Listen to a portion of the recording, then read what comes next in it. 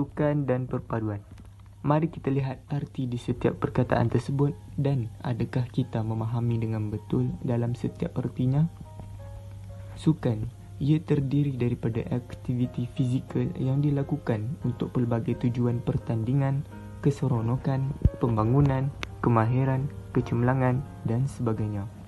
Manakala, perpaduan ialah penyatuan dan darjah serta jenis penyatuan yang dipamerkan sesebuah masyarakat ataupun kumpulan dan jiran mereka.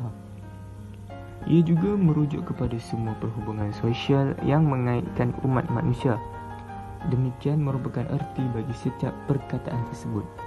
Akan tetapi, persoalannya, adakah sukan dan perpaduan ini dapat memberi kesan terhadap etika dan peradaban kepada kehidupan setiap manusia?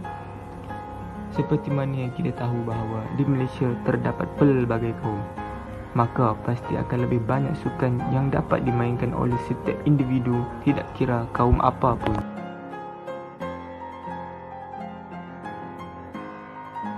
Batu Seremban. Batu Seremban ini turut dikenali sebagai permainan selambu atau seremban. Selambu adalah sebutan di sebelah utara dan pantai timur semenanjung.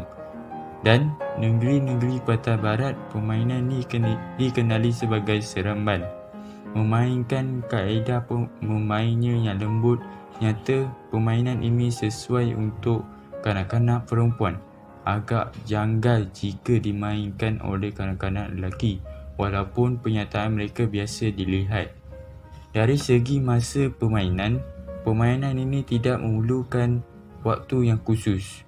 Malah, permainan ini tidak memerlukan penempuan serius sewaktu bermain seperti permainan lain.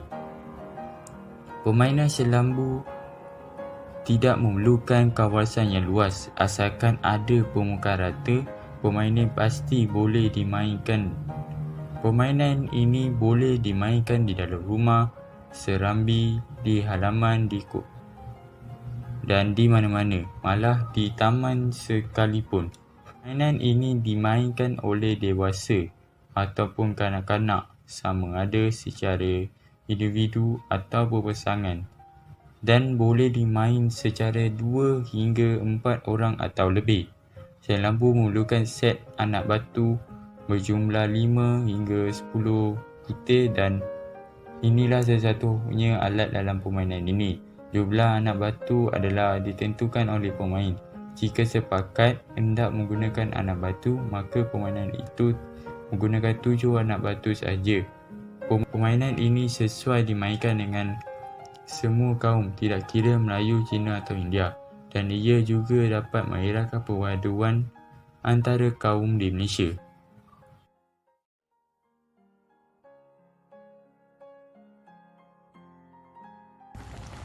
Sukan tradisional kaum Cina. Yoyo Cina adalah permainan dari Cina yang ada 2 cakera yang sama saiz dihubungkan oleh ganda yang panjang. Yoyo Cina akan sentiasa berpusing pada tali yang diikat pada 2 batang kayu kecil. Pemain akan pegang hujung kedua-dua kayu dan mengimbangi yoyo daripada jatuh. Permainan ini dipercayai telah wujud sejak dinasti Ming sekitar tahun 1386 hingga tahun 1644 selepas Masihi.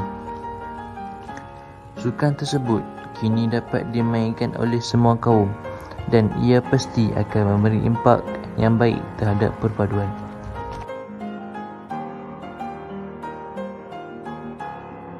Koko adalah permainan tradisional yang popular dalam kalangan kaum India. Permainan yang berasal dari Maharashtra ini pada mulanya dimainkan dengan menggunakan kereta kuda.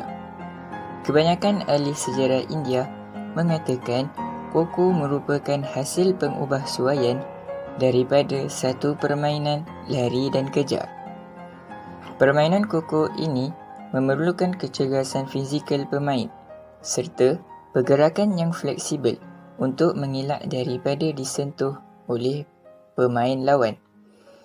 Permainan tradisional kaum India ini dimainkan secara berkumpulan. Permainan ini dapat mengeratkan hubungan silaturahim sesama ahli kumpulan sekaligus dapat mengikis perasaan prejudis sesama sendiri. Kesimpulannya, dapat kita lihat bahawa kesemua sukan yang terdapat dalam negara kita ini boleh menjadikan seseorang itu lebih beretika dan beradab.